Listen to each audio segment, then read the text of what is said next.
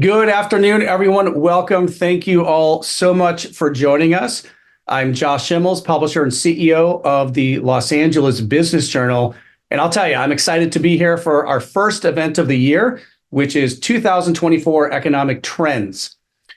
Well, I don't know about all of you, but personally, I find it really interesting to attend, to listen, to be a part of really numerous economic forecasts and trends events. It's helpful to listen in.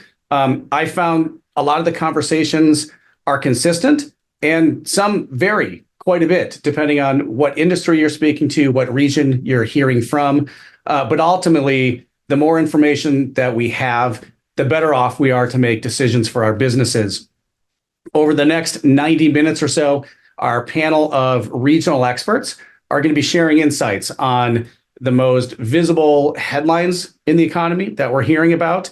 We're going to talk about the biggest challenges that we may face. And of course, we're going to talk about some of the most impactful opportunities over the next 12 to 18 months.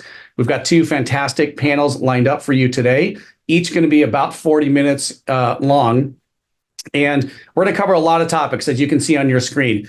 We'll cover industries and sectors that are positioned to thrive this year. We're going to get an update on tax laws, including the employee retention credit and new potential IRS audits. We're going to discuss why business owners continue to choose to stay and grow in LA. We're going to talk about global trends and not only what we should prepare for, but how do they impact the regional and California economy.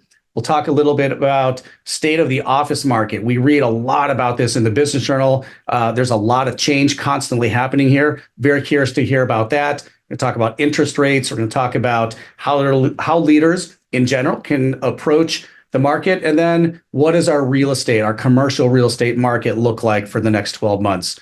I also wanted to share before we start that we have received many questions from our audience members that have come in through the registration process. And we've done our best to incorporate a lot of those topics into our panel discussions. Housekeeping, I also want to let you know that during the discussion, we'll be conducting interactive live audience poll questions. So when you see it pop on your screen, we'd love and encourage you to respond to it. We'll then take these results and we'll publish them on our website next week. So it's fascinating to hear. Before we officially kick things off and start, I want to thank our sponsors. We truly cannot do this without your support. We thank you for being here today. A lot of time and investment goes into the preparation of being a part of this. Thank you so much, first off, to Banc of California, Citizens Business Bank, Colliers, Greenberg Glesker, Kidder Matthews, KPMG, Lucas Horsfall, and Positive Results Center. Thank you all so much. All right, we've got a ton to cover, so we're going to hop right into our first panel. Please welcome Mike Amerio, Managing Partner, Lucas Horsfall. Next, Chris Barron, Regional President with Banc of California. Stephen Chung, President and CEO, Los Angeles County Economic Development Corporation. Candy Lewis, CEO and President, Positive Results Center and Civil and Human Rights Commissioner with the City of Los Angeles. And lastly, today's moderator, Kara Diener with Withum. Kara, welcome. Let's have you kick things off. Thank you, Josh, for the introduction. I'm happy to be here. I was looking over the questions this morning and I noticed several questions that come up in my day-to-day with my clients. So I'm excited to hear from our panel today. So I'll dive right into our questions. We've seen our Los Angeles business community remain resilient despite a threatened recession for more than a year. I'd love to hear from each one of you and what your perspectives are. What are some sectors or industries that are trending to do well in 2024? Stephen, let's start with you. Thanks so much, Kara, and thanks for having me on this panel. From my perspective, I've been watching very closely in terms of things that will be doing well. And one of the things that I'm super excited about is actually the sports and entertainment sector here in Los Angeles. For some of you who have been tracking, we just secured the NBA All-Star Game in 2026. We have the FIFA World Cup coming in 2026 as well. Super Bowl, we'll be getting it back in 2027. Of course, we're getting ready for the 28 Olympic and Paralympic Games. But I wanted to think beyond that. In 2039, the US Open Championship will be coming back to LA. And by the way, they'll be coming back several years. And also, just at the end of last year, the Rugby Football Club of Los Angeles just opened, calling Los Angeles home. So we will have 11 professional sports teams, making Los Angeles the epicenter of sports entertainment for the next decade. So this is going to create a lot of great business opportunities for the future. So that's one sector to look at. I'll just also highlight energy, infrastructure, space, and tourism. Those are key sectors to look at as well. Thank you, Stephen. How about you, Chris? What are your thoughts? I think Stephen had a lot of great points there. I think a lot of it will kind of flow from what really happens in the interest rate environment. We have a ton of clients at the bank on the real estate side of things, and I know the next panel is real estate focused, so I'll try to keep it short on that front, who are holding back a lot of dry powder, waiting for rates to move. And when that happens, I think there's going to be a lot of activity, particularly in the multifamily side of things. I think there's been a little bit of a pause on the industrial side, but you could see that bounce as well again. A lot of our small businesses and our small business clients really dealt with a lot over the last number of years. The inflationary environment that they had to work their way through, I think we're starting to feel like that may be coming to an end.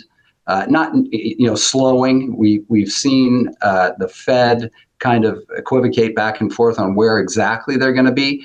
But I think once we get over that hurdle, that small business environment is going to be a positive environment as well. I agree. Thanks, Chris. How about you, Candy? Hi, it's a pleasure to be here. I'd like to bring up the fact that Black women are the fastest growing demographics of entrepreneurs in the United States, with nearly 2.7 million businesses nationwide, and we're gaining more economic power. So we're seeing more Black women in all sectors of business. And when you're looking at it, you can look at the fact that we're actually gaining and growing past our male counterparts. And according to the Washington Post, we are much more likely to have a higher salary than our husbands. We are owning more homes. And so we're seeing a lot of investments where women are very much leading the sectors across. Good to hear. Thank you. Mike?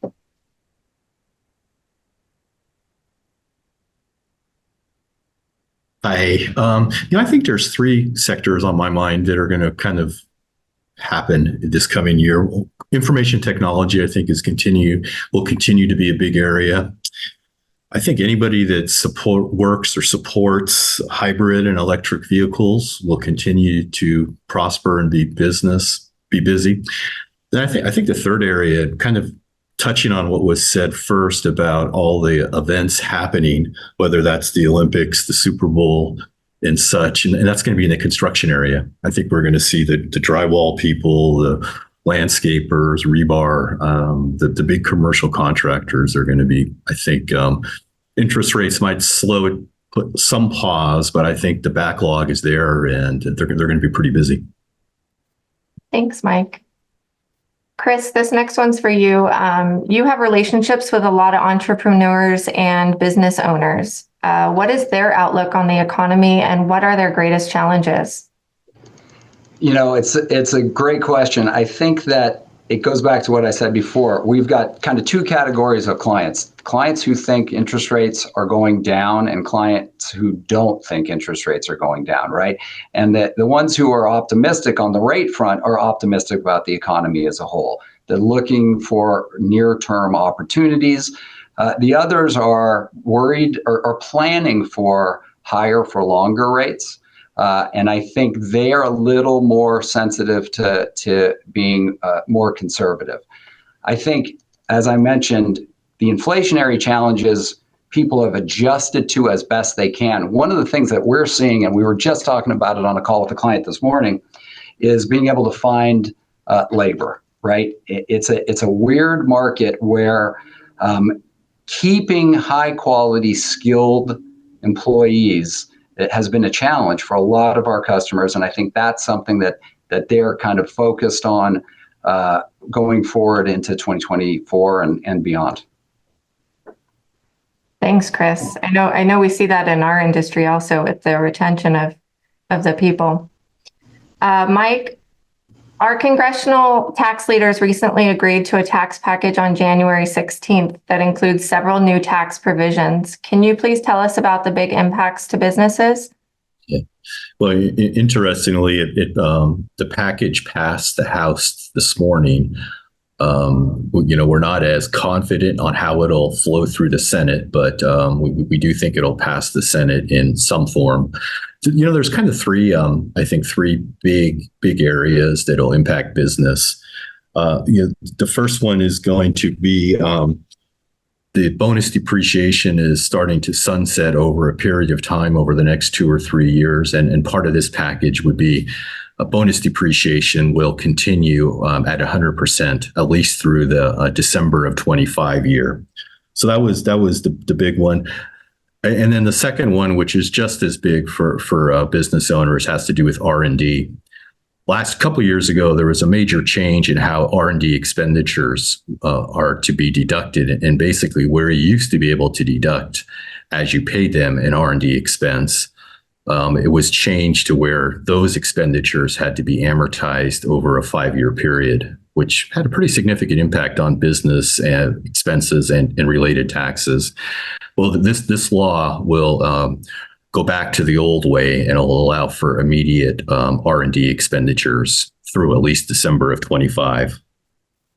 Then, of course, how do you pay for it all? And in order to pass a tax package, there has to be that clause in it.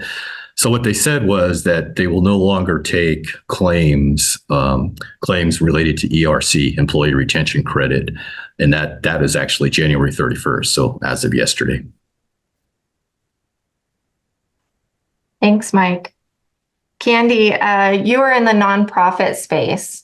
What impact will nonprofits have on the future of economic trends, and where do we see the most opportunity for growth?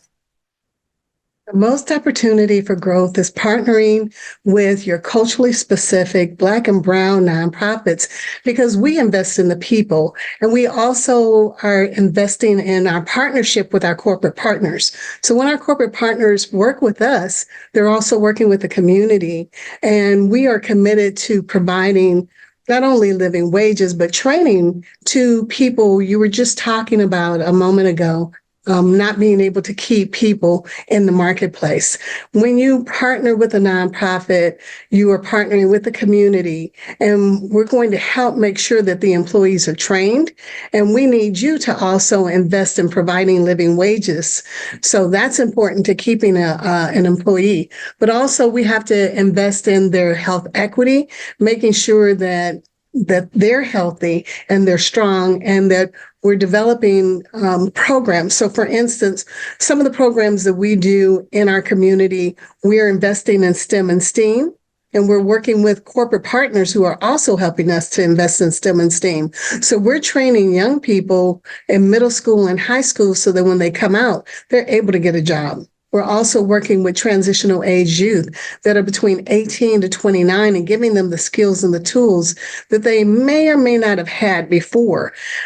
We're also working with people who have lived experiences, and we're giving them job training and leadership development so that when they come to you, they're able to not only do that job, but they're doing the job effectively and efficiently. Thank you, Candy. Many Californians are feeling pessimistic about the state's economic future and unsettled about their personal finances. Stephen, what is the impact of the state's deficit to the local region? Well, it's going to be pretty significant. I think we just saw the governor's budget proposal, and there's a bit of discrepancy, right? The LAO, the Legislative Affairs Office, is estimating about $68 billion deficit, whereas for the governor is looking at it as a $38 billion. So there's a bit of a gap there. But in terms of addressing those issues, we're still going to see the state of California spend about $291 billion, but you're going to see reductions and cuts and deferrals in tens of billions of dollars, which will impact our ability to really get ready for the future. There's a lot of funding that's going to be spent on infrastructure development as well as education. I want to go back to a point that Candy was making earlier, the importance of the nonprofit sector. During COVID, we saw that a lot of services are needed and the nonprofit sector stepped up. And so during this budget deficit that we're going to be looking at, some of these nonprofit sectors might be defunded in some way or get less funding. So this is going to impact the future of what we can get ready for. So I think this is going to be very concerning that we should all look at very carefully. Separately, from a national perspective, there's going to be additional funding that's already been allocated. So this is going to be coming from the IRA, the Inflation Reduction Act, as well as the IIJA, the Infrastructure Investment and Jobs Act. So billions and billions of dollars will be flowing through to the local communities here. Without state match, sometimes we're not going to be able to activate as much as we could. So that's why I think we should be very careful looking at how do we maximize on the ability for us to continue to attract and fight for some of these federal dollars that are competitive. Otherwise, it's going to go to other regions like Texas and Arizona when Los Angeles' region needs it just as much. I'll close with one additional thought. I think we all want to move past COVID, and I think we should, but we have to keep in mind that during COVID, LA County alone lost 780,000 jobs in 2 months in March and April of 2020. It took us over 2.5 years to get those jobs back, and those jobs are not the same. So in order for us to move forward, we really need continual federal, state, and local investment in partnership with private sector to make sure that we're competitive in the future. Thank you, Stephen. Chris, Bank of California just completed a transformational merger with PacWest. You're now the third largest bank in California. What's the significance of this merger? Well, for me, I still have a job, so that's number one and a great thing. I think at the end of the day, 2023 was a very chaotic year for banks, right? And I know everyone experienced it. It was even crazier on the ground. But what this merger has allowed these two banks to do really is move past that chaos, right? It allowed us to move forward and get through a lot of the digestion of the changes to the balance sheet that this increased interest rate environment caused in an expedited way that a lot of other banks haven't been able to do yet. So it really does give us a competitive advantage. We're now an almost $40 billion bank, which is also a really good size to be right now, because what it allows us to do is compete with the big banks, right? We can basically do just about anything that the real big banks can do. But we can do it while providing kind of a service model that is more akin to the smaller banks, right? You get to talk to a real human being. You get to talk to that same human being for years and years and years. Bank of California goes back 80 years in this state, right? And we have clients that have been around a long time, and we have a surprising number of clients who have been around a long time working with the same bankers. That's the competitive advantage that I think this merger gave us. The other thing, I'm a PacWest guy, so I came from a relatively kind of limited scope of sectors that we were in. Bank of Cal is in a number of broader sectors, so it allows us to be a full service provider. I used to have to kind of turn down opportunities, send them to other institutions that we had friendly relationships with. Now I can, hand them to Zoila Price down the hall if it's for warehouse financing, things like that. So I really think it's an exciting time for us. We're going to fill a gap in the banking sector here, particularly in Southern California, where we have 68 branches. That is it's being missed right now by a disjointed and I think distracted banking community. So it's a great time for us here to move forward in the community of Los Angeles. Thank you, Chris. So shifting away from banking and back to taxes for a minute, Mike. With many tax laws hanging in the balance, what are the potential sunsets in 2026 and how can those impact businesses? So there's several that we've kind of grown, accustomed to and enjoy the benefits of. And the first one would be with the acronym QBI. And basically, business owners that have flow-through entities, for the most part, receive a 20% deduction on their net income, or QBI as it's defined. So that's scheduled to sunset. The next one, most business owners are always concerned with estate planning and gifting and inheritance tax and such. And the lifetime exemptions are scheduled to be decreased. These are somewhat inflation adjusted numbers from today's number of 13 million to 7 million. So there's a lot of opportunity potentially to be lost of shifting. But I think we had mentioned earlier that bonus depreciation is scheduled. There's a phase out, but under current law, that phase out will go to zero in a couple years as part of this tax act. Most businesses are owned through flow-through entities, which ultimately means the income is taxed at the individual level. And that the highest marginal tax rate is scheduled to increase from today's rates of 37% up to 39.6%. So those are kind of the major sunset provisions. One that's not impacted by the sunsetting is the corporate tax rate, which, as we know, several years ago was gone from a graduated rate up to 34% to a fixed rate of 21%. So that is still scheduled to stay the C Corp tax rate at 21%. Thank you, Mike. Stephen, from your perspective, what global trends or situations should we be looking out for? So I'm going to switch hats a little bit from the Los Angeles Economic Development Corporation to the World Trade Center LA, which I'm also the CEO of. So from a global perspective, it's the national election, our presidential election, that's going to be shaping the world. Everybody's looking very closely. It's causing a lot of instability and a lot of question mark in terms of how they should start thinking about the future. And so depending on what the election is going to look like, it's going to really change how we're going to approach our international markets. Those will have serious implication. We've seen what happened when different administrations have different policies, especially in Los Angeles. We have to look very closely at our international trade.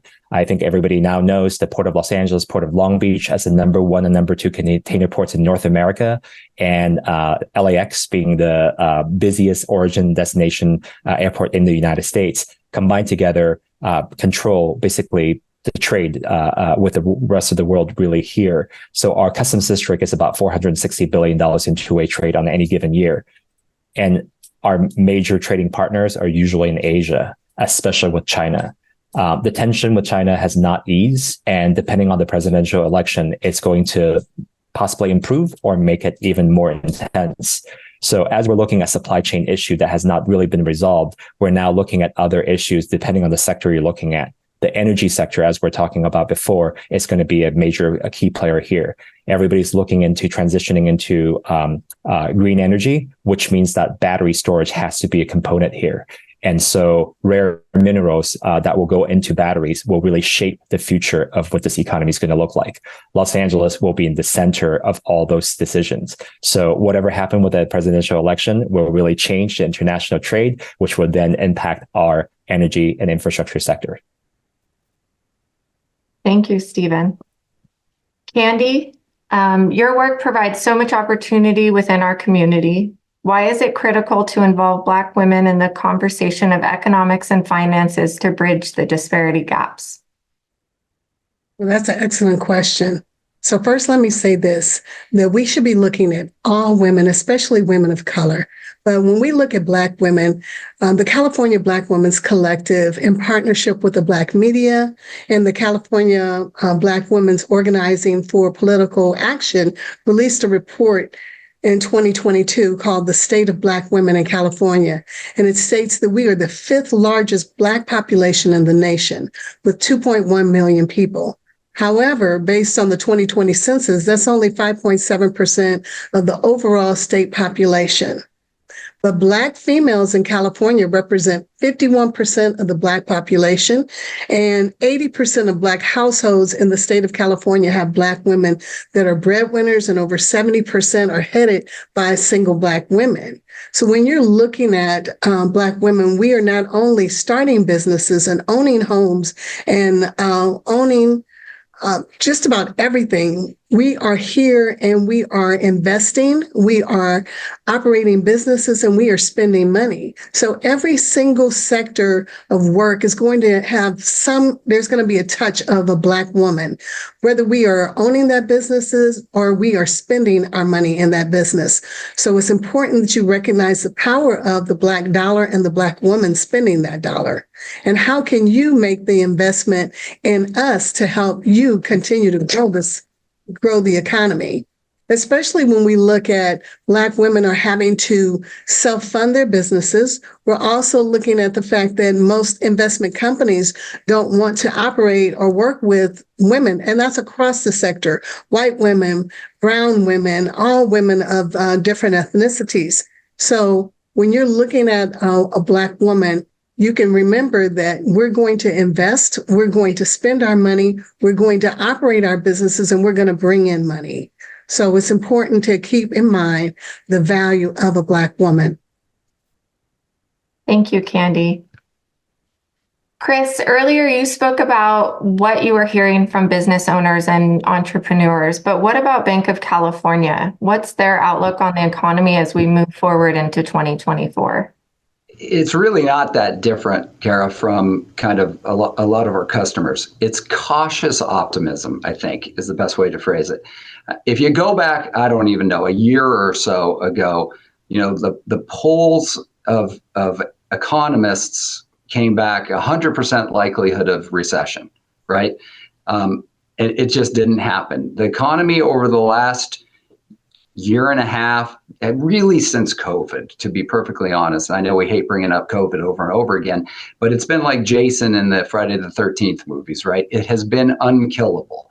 The Fed has done what they tried to do to slow things down, and I think it speaks to the resiliency of the consumer at the end of the day, right? Who is still out spending money, right? And I think it's probably a little bit less than maybe it was not that long ago. But it's really been amazing how the economy continues to just kind of make it through. So I think it feels like, from our perspective, that soft landing that everybody talks about is in sight. Still subject to the risk of shocks, right? There are multiple wars going on. The stuff that's happening in the Red Sea, theoretically, those things are inflationary pressures beyond being, human catastrophes. I think that though the bank's kind of view is we're within reach of that soft landing. That being said, we're preparing for rates to be higher for longer, right? And we're going to continue to make kind of thoughtful, conservative decisions as an institution going forward to kind of protect ourselves from whatever downside there may be. Thanks, Chris. Sure. Stephen, what sectors are poised for growth looking beyond this year, and how about looking into the next decade?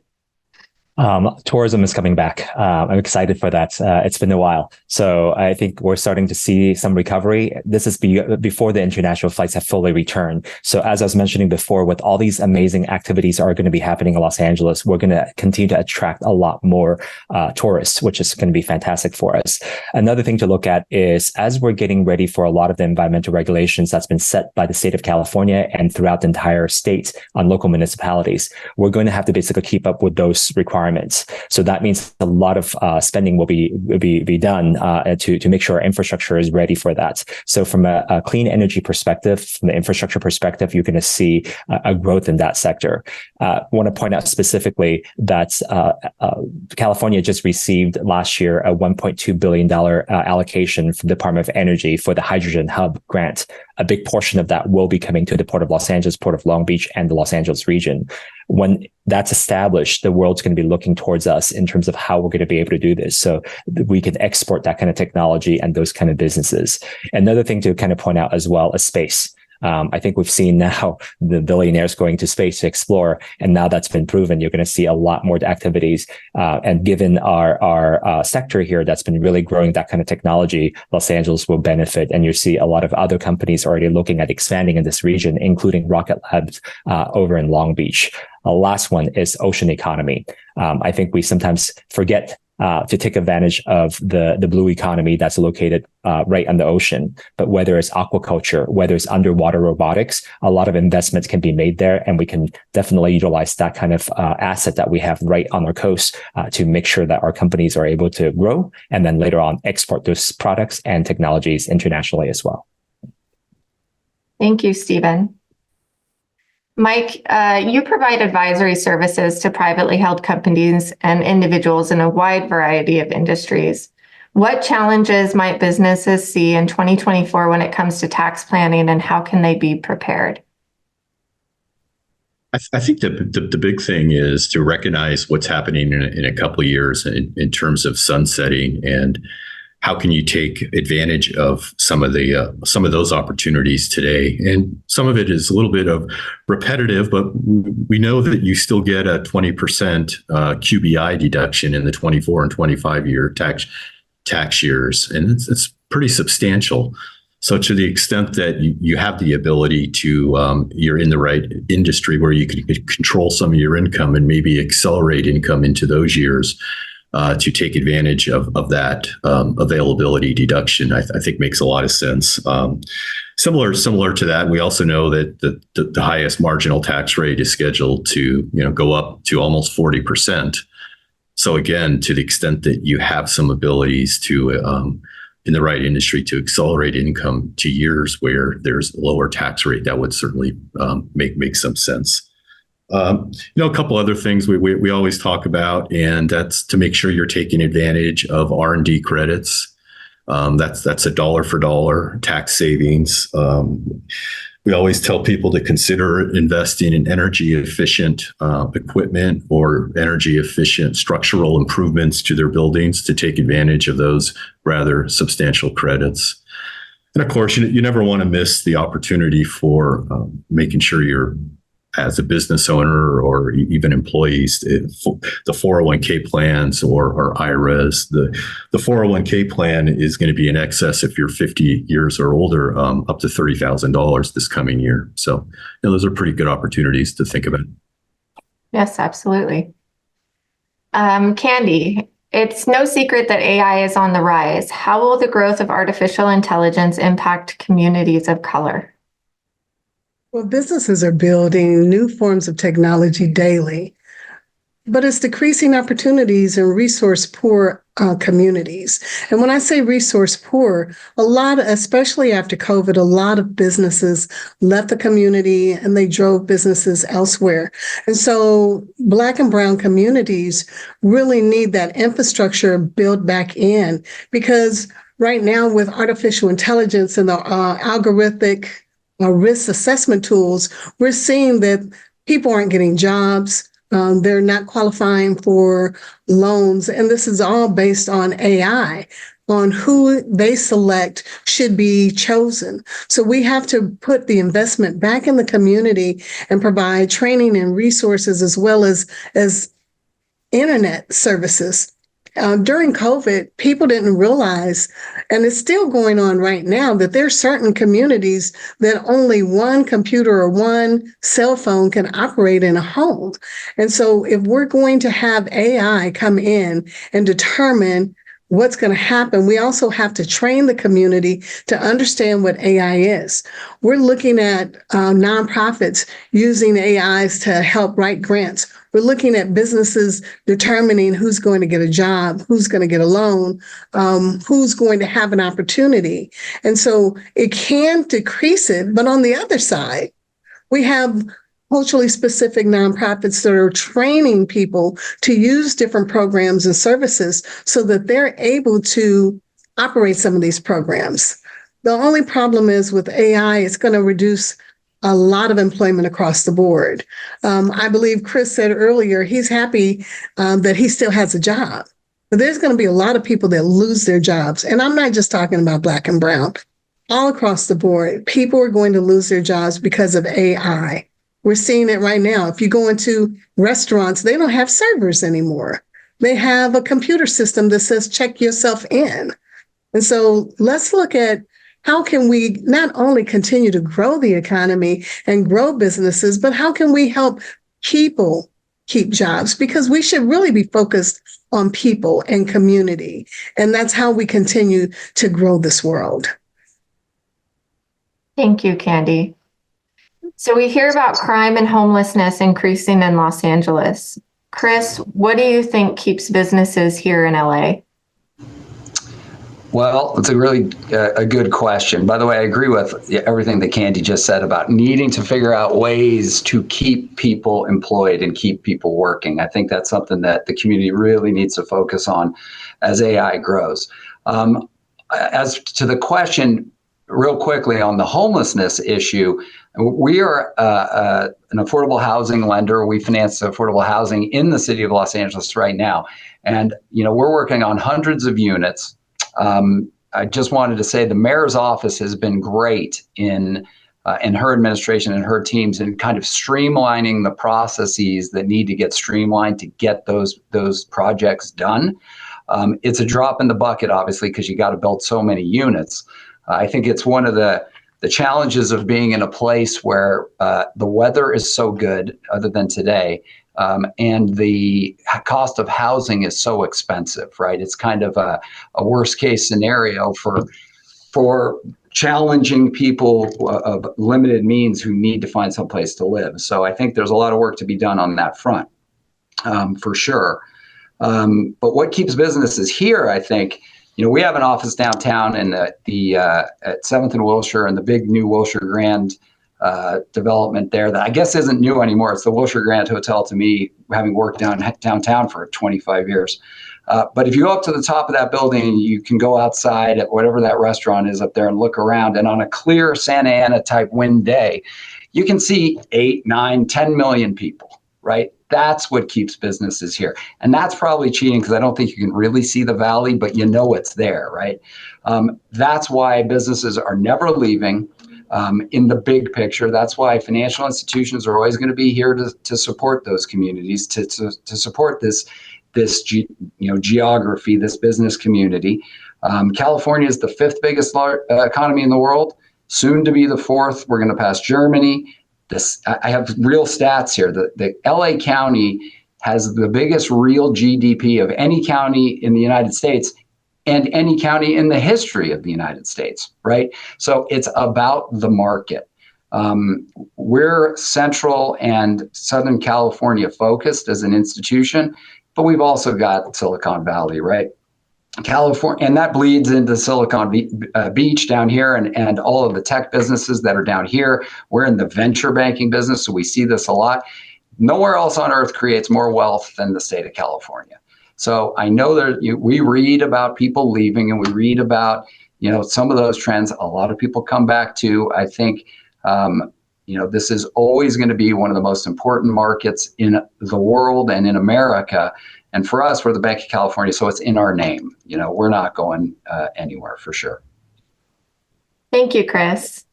Stephen, we're going to go into a little bit of rapid fire mode here, and I'd love to hear your thoughts on this of what's keeping businesses in Los Angeles.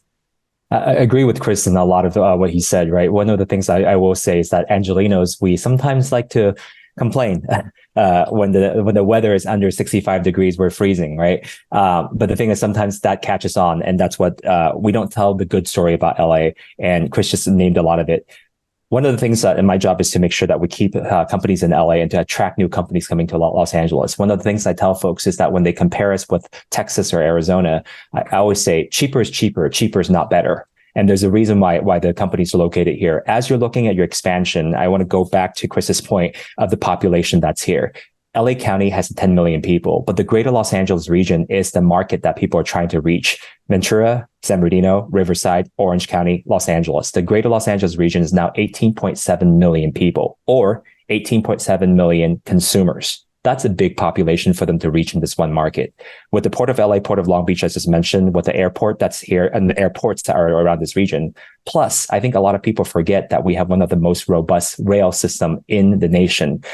There's about 100 trains coming in and out of Los Angeles every single day that people don't know about because we have the Alameda Corridor to make the transportation a lot more efficient. We're able to get your goods in and out and then basically be able to ship it to Kansas City, to other kind of major hubs in Chicago, to get the goods to the eastern part of the United States as well. So combined together, you have access to the consumer markets all the way across.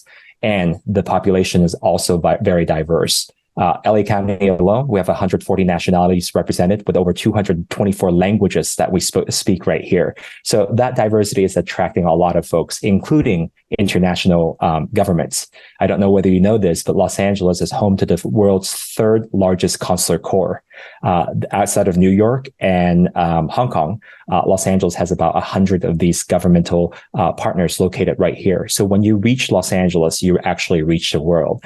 And to echo again what Chris was saying earlier about California being the 5th largest economy in the world, well, they can't reach it without the Los Angeles region. So Los Angeles, our GDP is over $800 billion on an annual basis. So if we were a country, we would be ranked anywhere from 19 to 21 in any given year. So LA County's GDP is larger than that of, I don't know, Norway, Belgium, Saudi Arabia. So we're not really a city or like a county. We're really a nation in many ways. That's what's keeping a lot of the businesses here, because they see that they can access this enormous potential. Last part is the diversity of industries. A lot of other regions would die to have a portion of what we have.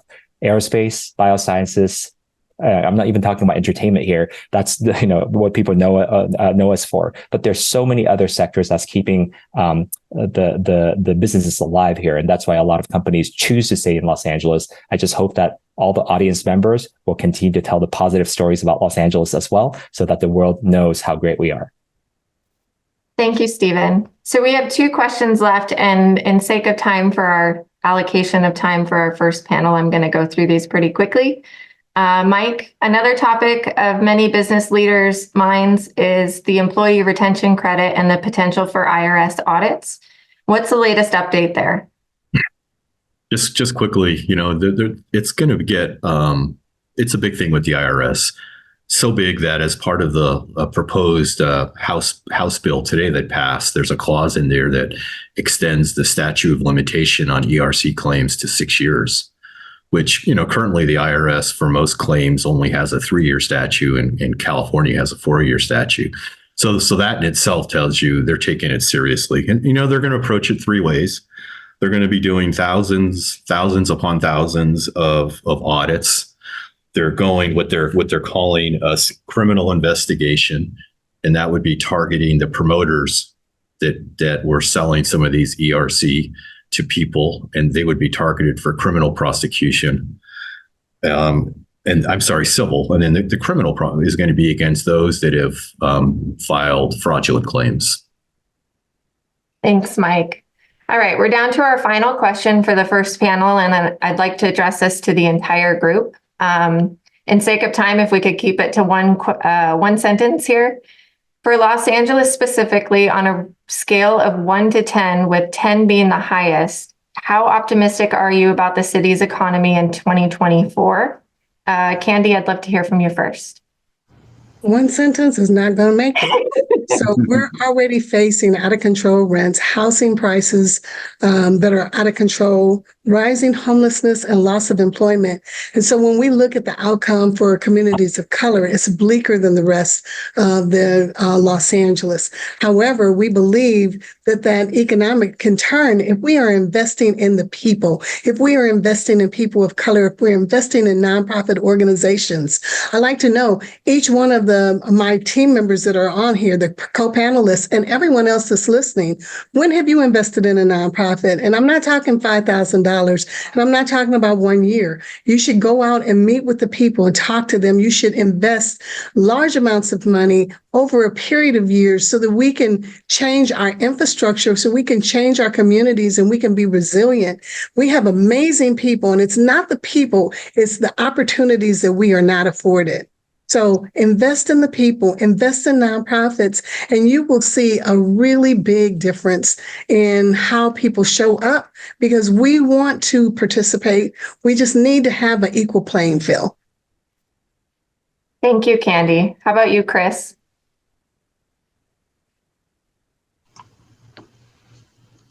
$8.5. Thank you. You're welcome. Mike, how about you? Yeah, I'm very optimistic. I say at least 9. I think, like we talked with the spending coming and with all that's going to be happening in Los Angeles, I think it's going to be a boom for the economy, and I think we're in for a good time. So I just, I think probably the biggest issue is going to be making sure we have enough employees for all the jobs over the next year or two. Thank you. And Stephen? I'm also very positive, 9.25. I'll top it off. But with a caveat, I agree with Candy completely. In terms of the economy is going to do well as a whole, but not for everybody. So you need to have a plan in place in order for us not to forget about our community members, especially our BIPOC community members that have been left out of the equation. As a 501c3 nonprofit with LADC, I also echo what Kenny's saying. Please invest in us. We do the job on the ground, but I think we can work together and it will be a very positive future for us in 2024. Thank you all. All right, that wraps up our first panel today. I just want to thank each and every one of you for your insight and your time, and I will turn it back over to Josh. Thanks, Kara. Thank you to our first panel. Stephen, I love your optimism, 9.25. All right, we will take that. That's a great number.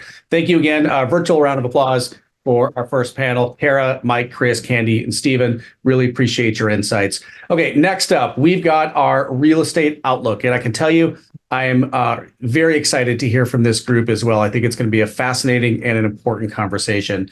Please meet our panelists. First, we have Sean Fulp, Vice Chair, West Region Capital Markets with Colliers. Carrie Novak, Vice President, Project Development with Suffolk. Kevin Scher, Partner, Real Estate, Greenberg Glusker. Roger Yang, Partner, Building, Construction, and Real Estate Industry Leader with KPMG. And our moderator, Jim Cruz, President of Brokerage, Greater Los Angeles with Kidder Matthews. Welcome back, Jim. Good to see you again. Jim, I think you're on mute. Unmute. How about that? You're good. Thank you. All right. And I was even there early to learn all this. So I'm excited about the questions and the panelists we have teed up to respond to them, because I think a lot of people right now are still kind of groping and trying to figure out how to view this particular market. So starting off with kind of a lightning round process, let me go to my panel with this. On a scale of 1 to 10, with 10 being the highest, where do you predict transactional volume for 2024 to be? So Sean, let's start with you.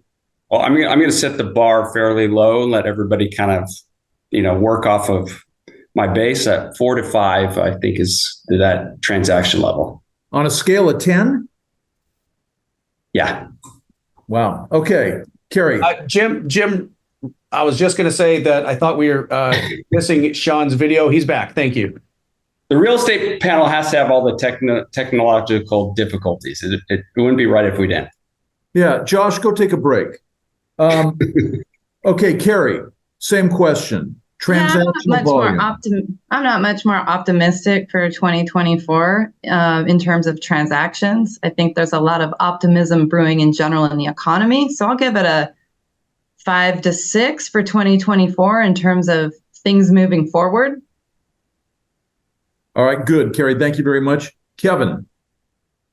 Yeah, I'm also cautiously optimistic about where we're headed, but I think at least the first half of the year, it's still going to be in reset and planning mode. Second half, we'll see some more activity and uptick. So I also think we're in kind of the 6 range, a little bit above average, definitely better than we did last year. And Roger. Good afternoon. Great to be here with all of you. That first panel was phenomenal. So I'm an optimist, and I will tell you, I think the data still supports, I'm coming in at an 8.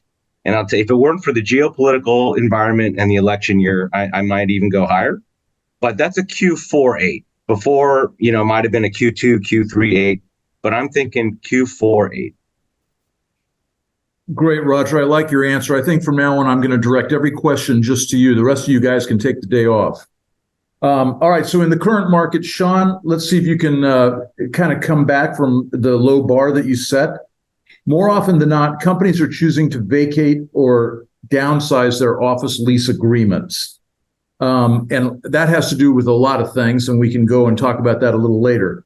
But pointing to the inevitability that most LA submarkets are going to worsen over the next few years, if that is your opinion, when these legacy leases roll over, where are we going to see vacancies? How deep is that sublease market going to grow? Well, I'll set the stage. So with new vacancy figures just coming in end of year, we finished at a historical high of 23% for direct vacancy. And, it's easy to kind of just gloss over when you start throwing out numbers, but I think it's really important to pay attention to them right now. In addition to that, we had a sublease rate of 4.6% for a total availability of 27.6%.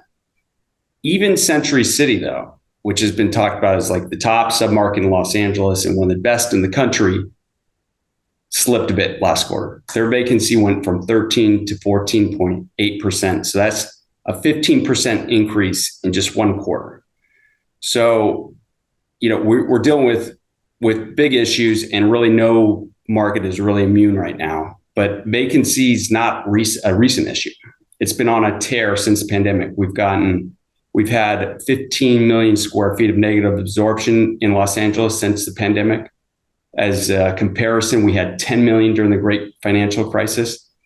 And as of late, the cutbacks and layoffs in tech, entertainment, and finance are continuing to weigh down the market. So there's, a lot there, but in all that, we did see something very positive last quarter. The sublease rate fell a little bit, went down just 10 basis points, but it's flattening out. So what we think is vacancies real close to peaking, especially with more people coming back to the office and possibly interest rates starting to come back down again. All right. So, Sean, I want to stay with you just for a minute. So in your mind and just in your observation from your day-to-day work, what industries do you think are going to change all of that? Where's the growth pop going to come from? I mean, in Los Angeles specifically, it's so broad-based. We're seeing it in sectors that really aren't defined as growth sectors. You've seen it with government. We'll talk maybe a little bit more about that later, but you're seeing it with, we're seeing it with life science now. Look at the sale of West Side Pavilion. We'll talk about that a little bit more. So the base of industries in LA is very diverse, and it's set. So I think in a matter of quarters, maybe even months, we're going to start to see a lot of these companies start to grab space back and look to grow. All right, good. Thank you. So, Roger, how are business leaders thinking about the current interest rate environment? And is that impacting the way they approach the deal market, the way they deploy their capital, and overall growth strategy? Are the interest rates really that much of a anchor on what's going on? Yeah, great question. So obviously we all know yesterday the Fed decided to hold rates steady for the time being. And KPMG, we conduct surveys from time to time. We just did one from November to December just last year, so a few months ago, just to get insights from economic strategic initiatives as we head into 2024. And I'm going to refer to the survey, through some of these responses. So let me just set the table a little bit. We got responses from about 170 asset managers, primarily in the U.S. So C-suite, board levels. These are private fund managers, traditional fund managers. You got publicly traded entities, real estate companies, institutional investors across a lot of different food groups, of course, including real estate, hedge, public and private debt. And these are pretty big, AUMs of over $2.5 billion in general. So just as a baseline, I mean, absolutely. I mean, the strong majority, and again, just going back to the end of last year, looking forward to 24, per the survey, vast majority, 68%, thought that believes the Fed will begin cutting rates sometime in 2024. So more specifically, about 58% expected the rate increase in the second half of 2024, while 10% believe that the easing would come in the first half of 2024, which doesn't look like that may be the case as of now, but you never know. And about a third of the respondents felt that the Fed, they're actually going to wait until 2025 or later before they pursue easing. But what's interesting is in the results here is that, if the federal fund rates remain around 5.5% or so in 2024, the vast majority of the respondents really felt their organization, their ability to deploy capital or even grow would not be that impacted. And a large amount of these companies said that this rate or even a higher rate, it wouldn't challenge their survival, if you will, or execution of their current strategy. So I get, what you take away from this is that it's not so much what the rates are as it is the trajectory and the timing. It's all about the predictability. And so case in point, I do think that just having interest rate certainty is really the primary condition that's required for a favorable environment for transactions. And that's kind of what led me to my earlier response on the 8 or so. In terms of capital deployment, 40% or so of the respondents felt that, the access to capital obviously is so important to fund growth heading into the next year. So, lack of that, you see a lot of these managers, real estate operators turn to private funding, the private market for funding with this lack of liquidity, currently in the credit market. And where are they finding the greatest returns? It's pretty much your typical areas you would expect, right? I think the top two asset classes for ROI at around just under 40%, private debt, private equity, but very strong came through traditional assets, equities, bonds at 23%, real estate 22%, and hedge at around 20%. All right, good, Roger. Very complete answer. So, Kevin, I'm going to tee up for you probably the one topic during this entire outlook that I become the most emotional about, and I'll save my commentary. But how is the ULA tax in LA and other so-called mansion taxes affected commercial real estate investment? I can tell you from my own firm, it's hurt. And so your view and what you see out there. Yeah, certainly the Measure ULA is here to stay. There were legal challenges that were defeated at the Superior Court level earlier in October of 2023. But we can no longer think of transfer taxes as just a standard line item on the budget. It's something that can now make or break a deal as to whether it can pencil out. Before, we were looking at transfer taxes of typically 0.5%, maybe 1% at most if we're looking at Los Angeles, San Francisco. But now with the advent of the ULA, if you have a $20 million sale in Los Angeles, you're paying about $1.2 million in transfer taxes.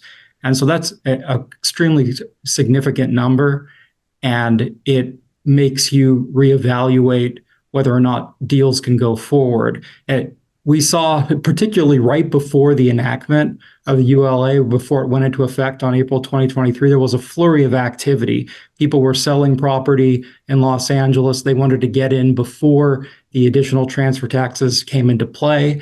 And then volume of sales significantly decreased thereafter. There was a plummet, 20-30% reduction in sales afterward. And from what I've seen in my practice, people are looking for any creative way possible to minimize or avoid this. It's no longer seller always pays transfer taxes. It's a negotiation as to who's going to pay the transfer taxes. There are questions of, can we assign value to some personal property? If we have a cohesive project, but it's multiple parcels, can we sell off each parcel under the 5 million mark or under the 10 million mark? So it's going to continue to play a role in the deal volume in Los Angeles and in other areas like Santa Monica, Culver City, and San Francisco that have very high transfer taxes. All right, thank you, Kevin. So, Carrie, nobody even needed to come to this Real Estate Outlook afternoon here to understand and know that construction costs are going up. I mean, we all know it. But what are some of the main factors relative to the availability of materials, long lead times, and labor shortages that you're seeing that impact the whole process? Absolutely. All of these factors are contributing heavily to the cost escalation of both development and construction. And we're really living in what we would say is a new norm. So these higher costs, some of the contributing factors, we are still experiencing the supply chain issues that we saw through COVID, and that continues. The high interest rates, and probably most notably, the rising cost of labor and the labor shortage. So we all talk a lot about AI replacing jobs. And that's where, as our skilled trades and is retiring, we really need to figure out a way where we can encourage more young people to pursue careers in these type of trades. A plumber, we need plumbers, we need electricians. We need to increase the labor pool. Also, productivity's gone down. So AI gives us the ability to look at and figure out ways to increase productivity. But as some jobs are replaced by AI, that opens the door to more opportunities for people to go into the vocational type trade opportunities. All right, I just want to add one more little question, Carrie, for you. Tell me how AI is impacting your business. I don't understand that. Well, we as a company are investing in data, and there's a tremendous amount of data that we can extract within the built environment and use that data to figure out how to increase. Construction is one of the most unsafe professions, how to improve our safety, how to increase our productivity through analyzing our schedule and the flow of our schedule and using AI. We talk a lot about generative design, so we can have our architects and design partners draw the pretty pictures, but let AI do a lot of the detailing of our projects. Got it. All right. That's what I was looking for. So, Sean, we're going to swing back to the office building business here for a minute. That's good, because I don't understand AI. No AI questions. Don't worry. I don't understand the questions either. I couldn't even form a question. So, coming back to the office building business, are there opportunistic investors circling around some of these assets, or are they still so skittish about the market and about the ability to lease out an office that they're staying away? What does that look like and feel like out there? It's happening. We're starting to get capitulation.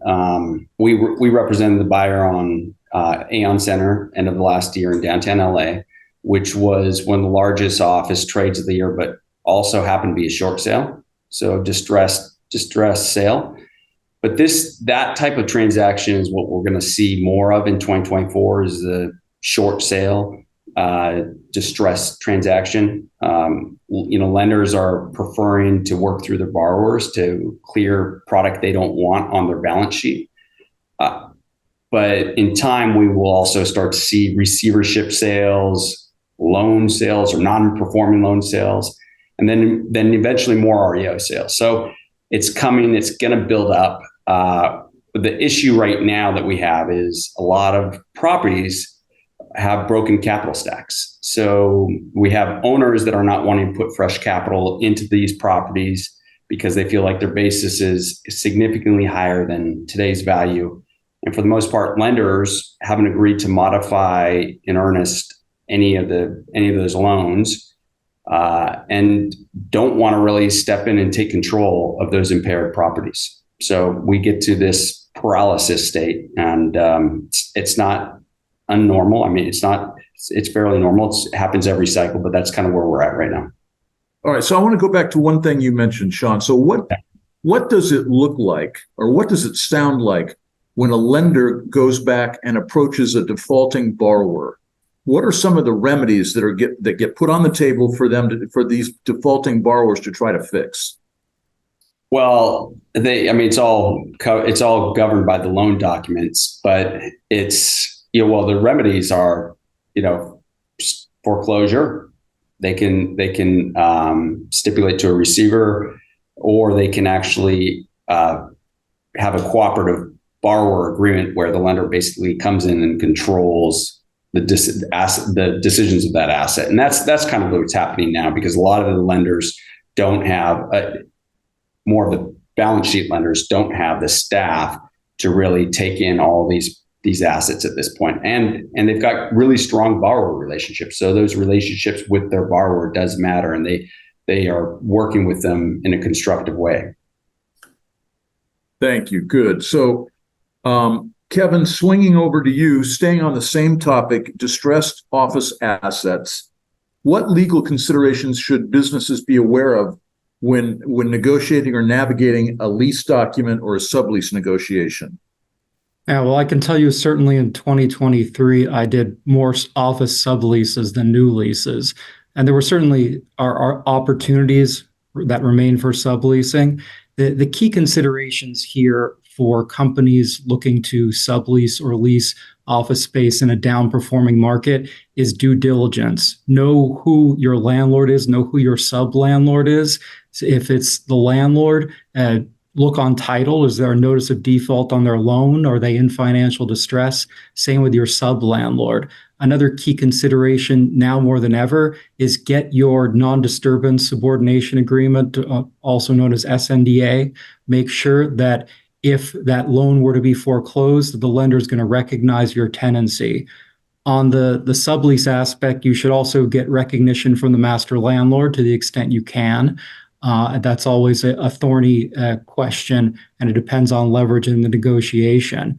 But also on subleases, although there are tremendous opportunities out there and the economics may look really good, you always have to keep in mind the risk factor that you're one step removed from the master landlord in terms of performance.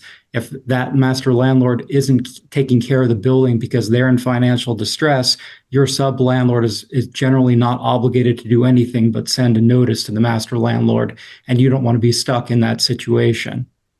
All right. So, Kevin, you said a lot of stuff there. I want to go back and just kind of review one thing. Why don't you, for the purposes of our audience, explain what a non-disturbance element is to a lease or sublease? Yeah, certainly. So a non-disturbance element would be that if a loan forecloses on the property, your lease will be recognized, your tenancy will not be disturbed, typically so long as you're not in default. Or also in the master lease aspect, if you're a sublessee, you have recognition from the master landlord where if the prime lease is terminated, they're going to recognize your sublease so long as you're not in default. Got it. That's good. That's good clarity. So, Roger, coming back to, I'm going to call it remote work because that's how I think about it. But coming back to to talent returning to the office, how are business leaders adapting their policies? What are some of the guys that are running these companies willing to do, and how are they trying to attract people back into the office? Yeah, great question. Clearly top of mind for all of us. Big implications on not just commercial real estate, but retail, dining, et cetera. Lots of ripple effects of getting people back into the office. So we actually did another survey back in August, September last year, about 1,300 CEOs. It was the 9th edition of our KPMG CEO Outlook. So it's about 400 of those CEOs were U.S.-based companies, so 500 million revenue in revenue or more, and across about 11 different industry sectors. So pretty broad view.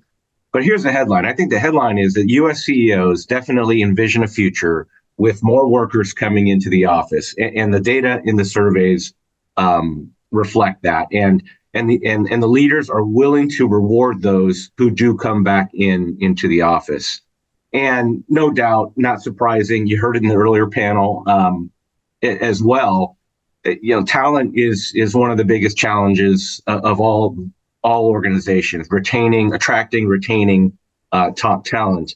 And in fact, 83% of the CEOs say that their success really depend on having a strong talent pool and ethical culture, and that having a collaborative leadership style and culture really will drive the company's success. And that's largely created by having people back into the office. And you'll see in when I go through some of the data, the results here, in the next 3 years, CEOs expect corporate employees whose roles were traditionally based in the office, 62% of them back into the office. And what's important there is the prior year in 22, that same metric was only 34%. So almost twice as many of the CEOs now believe that their corporate employees will be back into the office. And only 34% will be hybrid. And again, compared to 45% in the prior year, and only 4% would be fully remote, again, compared to 20% in the prior year. So you see this trending coming down. And look, that's supported. I think we all saw earlier in the week, I think UPS announced that they're requiring all corporate employees back in the office 5 days a week. So it's being supported by what we're seeing and hearing. That they aren't the first, and they certainly won't be the last. And I think the last piece of this, Jim, is that 90% of the CEOs, they're willing to reward those employees that are coming back, whether it's favorable assignments, raises, or promotions. So if a bunch of these CEOs, Roger, got together, they didn't get together, but let's say some guy that's running a life science company, or somebody that's running an entertainment company, or a law firm, or an accounting firm, if they just put their foot down and said, hey, this Monday, everybody is back in the office 5 days a week, 8 to 5, you better show up and be on time. And it just came down as an edict, like in the old days when we all used to show up to work every day. What do you think the reaction would be, A, by the employees, and B, would that really mess up a lot of companies? Would they lose talent? Yeah. I mean, obviously the answer is it depends, right? I mean, we'll see. We'll see how UPS does with that. But I think, the trending, and certainly in our business, you got to find the balance, right? And I think it depends on the type of business you're in. Are you interacting with clients?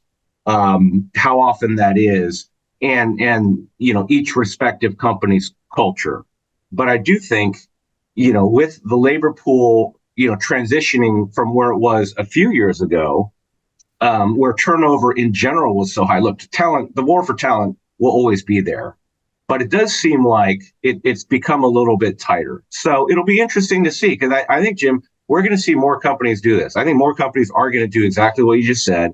Again, just depending, could be traditional financial services. You're seeing that a little bit more. Life sciences or the entrepreneurial companies, I don't know, maybe not as much. So it'll be very interesting to see. But I think the next 12 to 18 months, we'll see a lot of it. All right, very good. So listen, we've got 15 minutes left, and I've still got some very cool stuff to get through. So I just want everybody to kind of like understand the time that's left on the clock. So Carrie, coming back to you, California's made a bunch of efforts to start and grow green sustainability initiatives. How are those initiatives impacting your business and the building environment? So sustainability goals are going to significantly affect both cost and the built environment. So the regulatory environment that's driving the sustainability in the construction industry, these implementation timelines are a bit uncertain with California state budgetary shortfalls, but these legislative goals, are really questions of when. And if, and not if. So once some of the recently signed climate bills move into the implementation phase, the construction companies, for example, across the state, will be at a minimum be forced to disclose their climate risks. And then many other GCs, Suffolk, my company included, will have to track and disclose their carbon impacts. And then as the state moves forward, establishing a building energy performance standard for existing buildings. So the connection to what we do in design and construction versus how the building eventually operates will really force projects in the direction of decarbonization. I think we've been largely a carbon-based economy that's now turning to decarbonization. And then with a targeted implementation timeline of July 2024, CalGreen is going to force a subset of buildings to address embodied carbon. So further underscoring the industry's awareness of this increasingly important and emerging sustainability and green trend. So, as a construction company, I feel like we have a unique opportunity with projects that offer solutions to our clients. Low carbon materials, helping owners and design teams navigate the process. But it's not when, or it's not if, it's when. Got it. Okay, good. So Kevin, staying on this whole green thing, I've got to read this question. How will California be affected by the requirement that by 2035, all new cars and trucks sold in the state must be electric? I don't like electric stuff. I drive a gas car. I hate paying the big time price for gas, but I just, I don't dig electric stuff. So did you get my question there, Kevin? Yeah. So part of that, Jim, I think is convenience. And right now, anyone who owns an electric car knows that it's sometimes very inconvenient to find a charger, an available charger, a working charger in any commercial space, office building space. So in order to recognize that there's going to be this influx of new electric vehicles, the infrastructure and the charging stations have to be there. And that's where the construction industry, the real estate industry come into play. Because when we talk about office and amenities, it's going to be the tenants that are going to buildings that have these offerings that are going to be pushing for the charging stations to meet their needs. They're going to be going to the buildings that offer them this flexibility to drive there and plug in their vehicle. And so both with new construction, you're going to see a doubling down for charging stations, and for existing buildings, you're going to see retrofits happening. A lot of it is going to be through leases and licenses with companies like Tesla and ChargePoint and Electrify America. So I think, Jim, maybe as it becomes more convenient, we'll get you out of your gas-powered car and into an electric one. It'll never happen, I guarantee you. So, Carrie, I want to come back to you for a minute because I don't know anything about construction. I know I have a hammer at home. I can't tell you where it's at. But what is the biggest line item? What is the biggest green issue line item in new construction today? Where we're going with electric, the trend towards all electric buildings. Okay. All right. So I just learned something there. You're going to learn to love electricity, Jim. Yeah, well, listen, when the power goes out of my house, I'm freaked out. All right. I just don't, I have too much dependence on stuff that you plug in. So Sean, coming to you I know you mentioned the Aon Tower, but let's talk about the gas company tower, which has been in conversations with the city of LA. And that's one example how the government's taking advantage of the market, which is kind of spongy right now. Will this encourage a lot more governmental investment? And what's that going to do to shape the market? Yeah, in the city's case, they're going to be consolidating into a better building, better space, better location. So the day-to-day office experience is going to significantly improve for those city employees. But this isn't the only government requirement that's in downtown right now. We're tracking at least 1 million square feet of other activity. And Jim, you're right. It's actually tied together. So as one department moves, it pulls in another. So we expect that the government tenants are going to be one of the bigger drivers to help rebalance the existing supply in downtown Los Angeles and in many other markets. I mean, look at UCLA acquiring the Trust Building. There goes 400,000 square feet. So, it's definitely helping, whereas we look towards entertainment, gaming, life science, tech, and other growth sectors in the South Bay, West LA, Tri-Cities. And again, UCLA's purchase of the 700,000 square foot West Side Pavilion to become a research park is another example maybe of government and growth sectors coming together.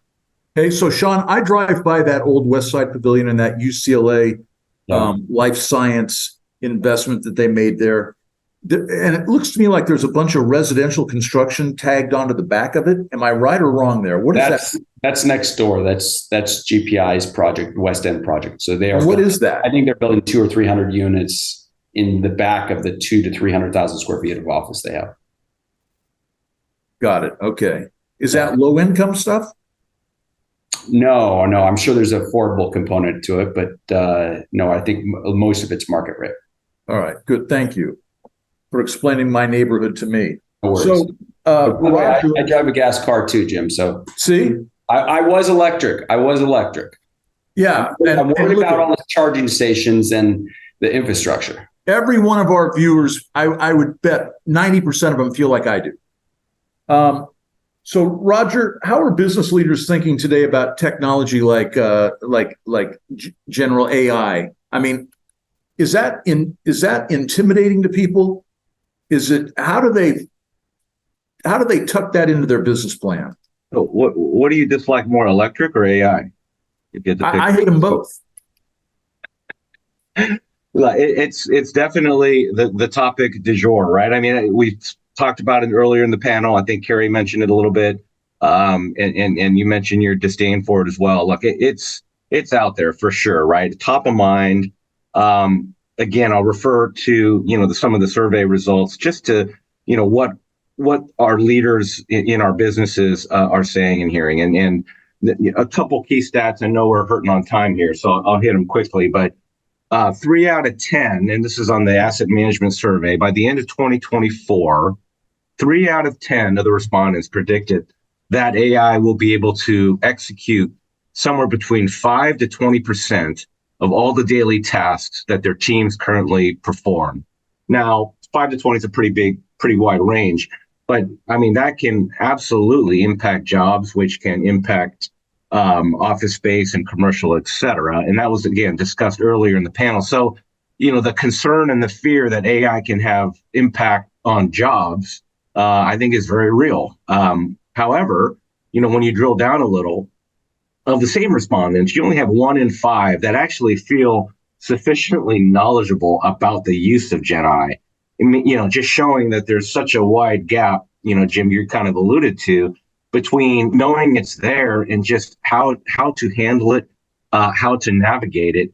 And the last point I'll make as well is that many CEOs view AI as of now, it's a double-edged sword, right? Because while you need AI to help, for example, everyone is still exposed to cybersecurity, cyber risk. That continues to be top of mind. AI can help detect cyber, but on the flip side, AI can also help create more cyber attacks. So, this regulation, the lack of regulation and clarity within AI, it's just, we're not even in the early innings. We're still warming up, right? I mean, it's such there's so much that needs to develop with respect to AI that leaders are really learning about it now, and what does it really mean? So the impact, on jobs and office and real estate, it's there, but it's not like it's there in the next 8 or 9 months. I think there's a little bit of a lag, a little bit of time for it to digest and absorb. Got it. All right. So we're getting really short on time, but there's a couple of questions that I want this group to deal with. But you got to make your answers short. So, Roger, what are the biggest risks that are facing business leaders in this upcoming year? The biggest risk, what are the things that are keeping people up at night? Yeah, look, I mean, I think there are probably not a lot of surprises here, right? We talked about some of these already, and I'll just throw them in the 3 big buckets. Talent, we talked about it before. Talent, retaining, attracting, return to office, culture, figuring all that out. The next one, geopolitical. I mean, when you look at what's happened in the last even 3 to 6 months, it's crazy. Plus, we've got an election year coming. We feel pretty good about rates, but you don't really know when that's going to come down. And that's the third risk. Third concern is just the availability of capital. I think companies are feeling good about it or feeling better about it, but not necessarily great. Got it. Okay, Carrie, I want to cover the construction industry, one more time before we have to say goodbye. How can general contractors get involved in real estate developments and offer value to help move projects forward? The earlier we get involved and the earlier contractors are able to collaborate with your design team during pre-construction, and our ability to use technology to not only do constructability reviews, use our modeling technologies to allow you to envision your projects before the ground is broken. That's really going to benefit your projects. The earlier, the better. We can have a bigger impact on costs, on your schedule, how we can increase productivity once it's under construction. A lot less expensive to change something while it's in design. And that's the time to involve us. Got it. Great. All right. I think this is going to be my final question, but if we get through it and I got a couple of minutes, I can circle back. So the final question for this group, what is one positive sign that we should look for to indicate that our economy is on the upswing, it's improving, and we're ready to experience some more long-term sustained growth? One indicator. Sean. I think it's already happening. Interest rates settling down will improve transaction activity. And, with regard to office, the state of office is evolutionary more than anything else. So hopefully the net result is elimination of generic office buildings, leaving a much better workplace going forward for companies and their employees. Same question, Kevin. Yeah, I think it's when we see the volume of new financing ticking up and it's no longer just short-term maturity date extensions and workouts. When I start seeing all of that new loan volume, then I'll know we're in a good place. Carrie? We have several projects that are currently on hold. They're shovel ready to go under construction. Our clients are waiting for their projects to pencil, and that is a matter of rates coming down. All right. So far, the answers are heavily weighted towards the economics of interest rates. Roger, what do you have? Yeah, I mean, it's hard not to have some of the ties to that. I'm a housing guy, so I'll go with housing starts. I mean, housing starts, it's typically a leading indicator. So if housing starts are strong, it kind of implies that rates are favorable. People are feeling good about it. And it's complicated because you've got, those are new homes, right? So the dynamic with existing homes and apartments and multifamily, but I like watching housing starts month over month, year over year. All right. So when you guys are driving home and you're most concerned about some element in our society, whether it's in the landscape of the city, geopolitical stuff, the border, whatever you think about or whatever concerns you, what's the biggest worry you've got? Your biggest concern? And this doesn't have to be real estate oriented. Kevin. Yeah, my biggest concern is just whether or not the national politics are going to interfere with our economic uptick and the interest rates. Okay, good. Carrie. Our rising deficit, leaving it to my children, to our children.